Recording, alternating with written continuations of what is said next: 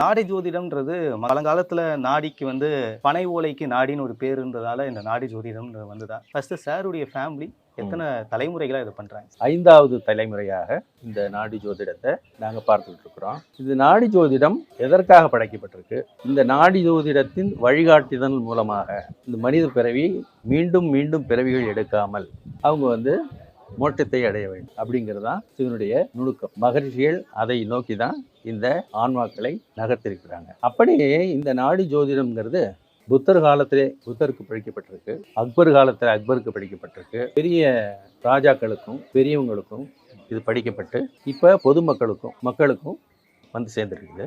இந்த நாடி ஜோதிடத்தின் மூலமாக மக்களுக்கு என்ன நன்மை வரப்போகுது, நன்மை நடக்க போகுது, நன்மை இருக்குது அப்படின்னா, மன தொய்வு உடையவங்க, மன தைரியம் இல்லாதவங்க, அதாவது வாழ்க்கையில் நம்பிக்கை இழந்தவங்க, அவங்களுக்கெல்லாம் இது ஒரு வழிகாட்டியாகவும் ஒரு ஊக்குவிக்கிறதுக்கு, அவங்களுக்கு ஒரு தைரியம் சொல்கிறதுக்காகவும், வாழ்க்கையில் நம்பிக்கை ஊட்டுவதற்காகவும் இது உதவியாக இருக்குது.